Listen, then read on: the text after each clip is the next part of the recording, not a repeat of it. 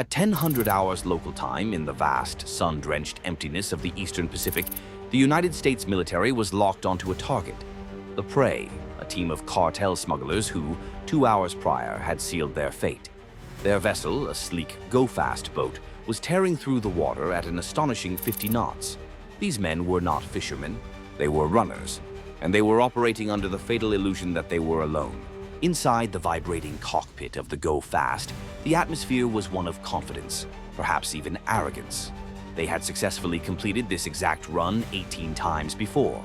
Every detail was the same: the route, the boat, the prepaid protection money lining the right pockets. The helmsman's eyes flicked nervously but routinely to his GPS display. They were perfectly on schedule, perfectly on course. Beneath the unassuming blue tarps lashed to the deck lay a cargo that would fetch $42 million on the streets back home. Split 5 ways, after the cartel took its significant share, each man stood to clear $2 million. It was the kind of money that buys silence, permanent disappearance. 4 massive Mercury outboards screamed at their absolute maximum. They were 140 miles from the nearest coastline, a speck in an overwhelming expanse of blue. In every direction there was just water and what they mistook for the boundless horizon of their freedom. Their assumption of solitude was profoundly wrong. 5 miles above them, at an altitude of 25,000 feet, an HC-130J, Super Hercules, had been methodically carving circles in the sky since 0600 hours. This was the unseen eye, the patient predator. Its AN/APS-154 advanced surveillance radar swept a staggering 200-mile radius of the ocean's surface, meticulously tracking hundreds of individual contacts. At 0800 hours, a radar operator had flagged this specific vessel. The data told a story. Its speed was fundamentally inconsistent with its vessel profile. Its course was a significant deviation from any standard shipping lane, and it was running dark, broadcasting no AIS transponder signal. 3 strikes. The moment the target was flagged, the Hercules sensor operator pivoted from radar to optics, engaging the Star Sapphire 380HDC electro-optical system. This was not a mere camera. From a distance of 140 miles, through the stabilized high-definition lens, the operator could count the 4 distinct outboard engines. He could see the shape of the cargo hidden beneath the tarps. He could even discern the ghostly movements of the crew as they moved about the deck. Then, at 0945, the sensor operator noticed a critical change in behavior. The go-fast, which had been executing evasive zigzag patterns, suddenly ceased its maneuvering and locked onto a straight northern heading. This change meant one of 2 things. Either they were becoming cocky as they neared their destination, or they were critically aware of their fuel consumption and could no longer afford to waste it. The tactical coordinator aboard the Hercules picked up the encrypted satellite phone. "Kimball, this is Eyes 1. Target is maintaining a steady course, speed 50. I recommend you launch interdiction assets." That single transmission set off a digital cascade. The target's data flooded the Link 16 tactical network, appearing instantly in the Combat Information Center of the Coast Guard cutter Kimball. Simultaneously, the information populated screens at Joint Interagency Task Force South in Key West, and was cross-referenced by a DEA liaison officer who specialized in monitoring cartel logistics and patterns. The Kimball was the closest surface asset, but it was 200 miles away. With a maximum speed of 28 knots, it had no hope of catching a 50-knot runner in a direct chase. But the Kimball didn't need to close the distance itself. The math of the situation was simple and unforgiving. At its current speed, the go-fast boat would burn through its fuel reserves in approximately 4 hours. The Kimball, however, possessed an asset that could close that gap, resolve the situation, and wait for the cutter to arrive and handle the aftermath. The smugglers were heading north-northeast, a classic move. They were likely aiming for a rendezvous with a larger mothership or a specific point on the coast. Running hard during daylight was a gamble. Visual detection is easier, but in the vastness of the open ocean, a small, fast boat generates a less distinct radar signature among the clutter of legitimate traffic. But these smugglers had made one singular critical error. They were operating well within the strike range of an asset that held a very specific and very final solution for runners who refused to stop. from a moving helicopter hitting the engine block of a moving boat should be an act of impossibility. The Coast Guard's HITRON unit had already achieved this impossibility 500 times. Today was on track to be 501. At 1100 hours, the MH-65E Dolphin helicopter you see here lifted off the Kimball's flight deck. Its twin turbo Mika engines, each capable of 853 shaft horsepower, roared to life. This was not the standard orange and white search and rescue configuration most people associate with the Coast Guard. This aircraft had been heavily modified for a single, aggressive mission. The pilot banked the aircraft hard, pointing its nose toward the intercept point, and climbed to 3,000 feet, the altitude where the engines reached their peak fuel efficiency. 20 minutes into the flight, the co-pilot spotted it. Not the boat itself, but its wake. A brilliant white rooster tail stretched for half a mile behind the fleeing vessel, a chalk line drawn across the blue canvas of the ocean. 4 outboards at full throttle throw an immense, unmistakable column of water into the air. Even now, the smugglers were adhering to their doctrine, executing counter-surveillance zigzags, completely oblivious to the fact that they had been tracked by an eye in the sky for over 2 hours. This zigzag pattern was textbook cartel doctrine. The rule was to change heading every 3 to 5 minutes, never maintaining a straight line long enough for an enemy surface vessel to calculate an intercept. Against a patrol boat, this tactic worked. The intercepting cutter would have to constantly recalculate, burning precious fuel with every correction. But the helicopter operated in 3 dimensions. While the smugglers zagged left and right, wasting fuel and time, the MH-65E simply flew a series of straight lines, cutting the corners the boat couldn't. Inside the go-fast, the crew was likely performing their own desperate arithmetic. 4 Mercury 300s at wide-open throttle burn approximately 25 gallons per hour each. That's 100 gallons of fuel consumed every hour. Their tank held, at most, 400 gallons. They had been running hard for 2 hours. 200 gallons were gone. That left them with 2 hours of fuel, perhaps less, given the extra weight of their cargo. The mothership rendezvous was, at their current speed, 3 hours away. Someone had critically miscalculated, or they had burned more fuel than anticipated during their initial dash from the coast. Either way, physics itself was now becoming their primary enemy. The helicopter, meanwhile, sipped its fuel, possessing a 4-hour endurance. If needed, it could simply return to the Kimball, refuel, and be back on station. This wasn't a chase anymore. This was a foregone conclusion, playing out in slow motion. The helicopter pilot could afford to be patient. The smugglers could not. The MH-65E descended to 500 feet and positioned itself 500 meters off the go-fast's stern. This angle was a carefully chosen tactical position. It kept the helicopter outside the effective range of any potential small arms fire from the boat, while providing an optimal angle for what was to come next. The pilot matched the boat's 50-knot speed and initiated the first step in the compliance phase, a procedure demanded by Coast Guard protocols. It was time for technology to do the talking. The co-pilot activated the Long-Range Acoustic Device, or LRAD. This instrument is capable of projecting intelligible commands in a focused beam of sound at 162 decibels, a volume louder than a rocket launch at close range. They broadcasted the message in both English and Spanish. "Stop your vessel. Prepare for boarding. This is the United States Coast Guard."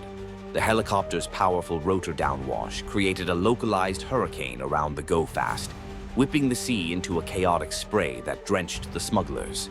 But they didn't even slow down. For the 5 criminals below, the choice was simple. They were carrying 2,800 pounds of contraband worth $42 million. They were each facing potential 20-year sentences in a federal prison. Surrender meant certain conviction. Running, just continuing to run, meant maybe, possibly, potentially getting away if they could just reach shallow waters or friendly territory. They would take those odds, not comprehending that the aircraft hovering behind them had dealt with runners and their desperate hopes many, many times before. 15 minutes of verbal warnings, visual signals from the helicopter, and blasts from a siren produced exactly 0 compliance. The pilot radioed the Kimball for authorization to proceed to the next step, warning shots. The approval came back immediately. The rules of engagement for vessels that refused to heave to in international waters were crystal clear. The gunner in the cabin door prepared the M240B machine gun, a weapon capable of delivering 650 rounds of 7.62mm democracy per minute. The first burst sent a terrifying message, written in tracers and waterspouts. The rounds impacted just meters in front of the Go-Fast's bow. The distinctive sound of the M240B, that mechanical, hammering report that anyone who has been in combat instantly recognizes as serious business, echoed across the water. Most smugglers stop at this point. The reality of the situation hits them, but these smugglers didn't. They were either more desperate or more stupid than most. They pushed harder, the 4 Mercury outboards, screaming at their red line RPMS, propellers cavitating as the helmsman threw the boat into evasive turns. The Go-Fast veered port, then starboard, then port again, trying to throw off the helicopter's aim. Against a fixed-wing aircraft on a gun run, this might have worked. Against a helicopter that could pivot faster than any boat could ever turn, it was essentially just theater. After 3 distinct bursts of warning fire, it was abundantly clear. These smugglers had chosen the hard way. The pilot called it in. Subjects are non-compliant. The response was immediate. Authorized. The aerial gunner transitioned from the M240B to something far more surgical. He secured the machine gun and unlatched a Barrett M107 semi-automatic rifle, chambered in .50 BMG. This wasn't just switching weapons. This was switching from negotiation to the termination of the vessel's ability to flee. The gunner was part of the helicopter interdiction tactical squadron, HITRON. Based out of Jacksonville, Florida, they are the only airborne law enforcement unit in the world authorized for what they clinically call airborne use of force.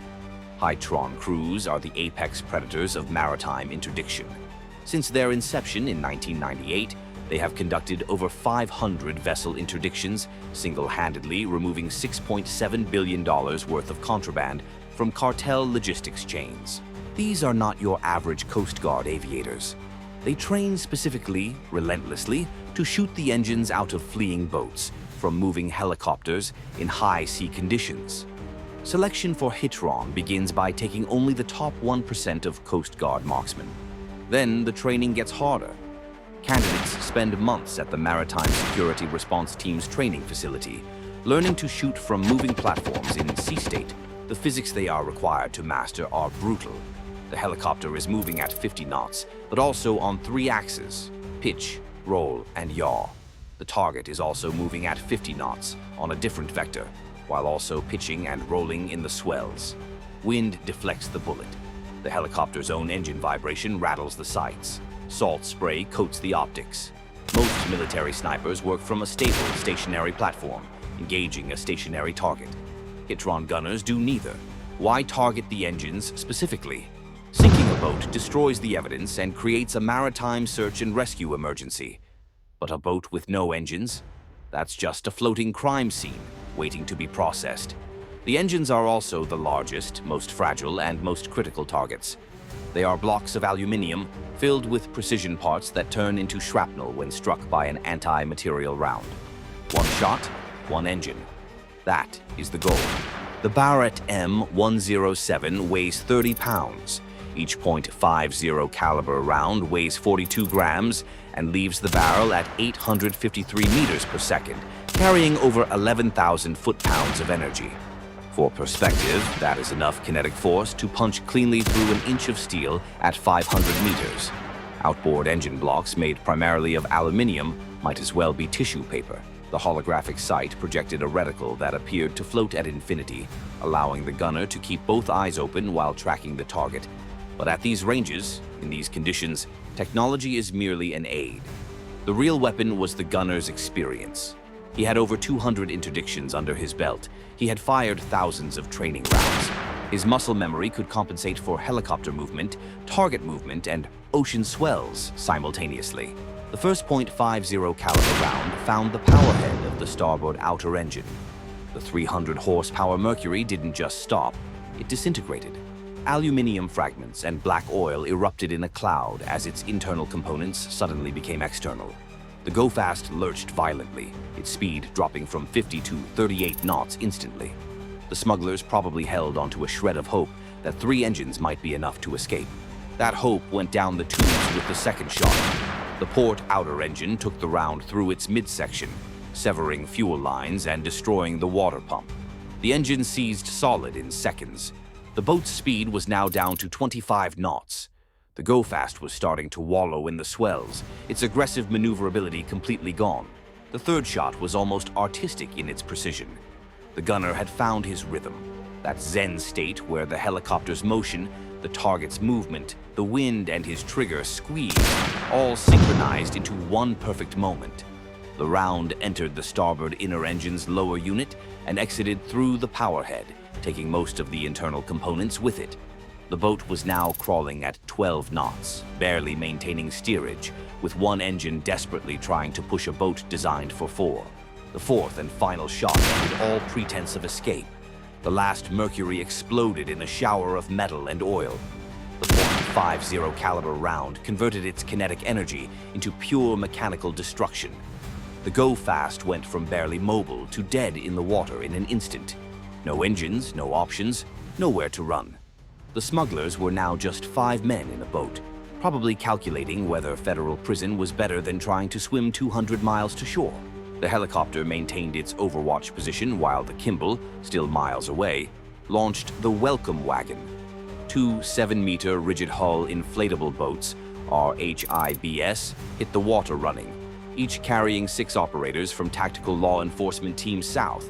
These weren't patrol officers. These were maritime special operations personnel, trained specifically for opposed boardings in non-permissive environments, like this one. The 2 RHIBs, their 470 horsepower diesel engines roaring, approached the crippled vessel in a textbook pincer maneuver, skipping across the swells at 45 knots. Each boat carried a tacklet squad.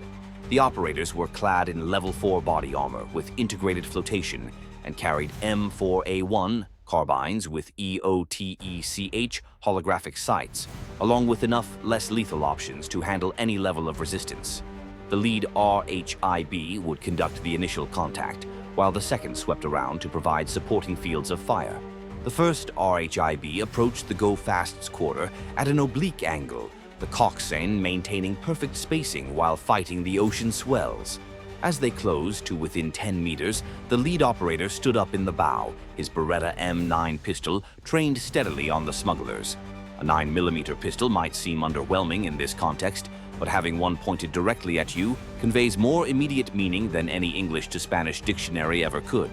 Commands erupted in rapid-fire Spanish, the operator's voice cutting cleanly through the wind and engine noise.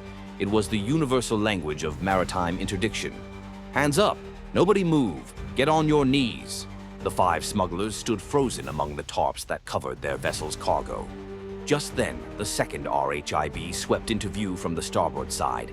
6 more rifles, 6 more operators. 12 total weapons were now covering 5 criminals who were very rapidly reconsidering their life choices. The smugglers moved as a group toward the bow, hands high, and got on their bellies. But these 5 men weren't the only problem that needed solving today. Their boat, now a stateless vessel under international maritime law, was about to become the star of its own Viking funeral. A disposal team boarded the boat, spread accelerant across the deck and hull, likely the same fuel they used for their own RHIBS. Then, with much less fanfare than lighting an Olympic torch, an operator threw a single flare on board. The moment it touched the deck, the Go-Fast transformed into the world's most expensive bonfire. The Coast Guard crew watched it burn for hours. Only after the last of the hull slipped beneath the waves did they begin the long, slow escort, Ubering their guests and their cargo to the nearest US port for processing. Subscribe to the channel and hit like and share for more upcoming videos.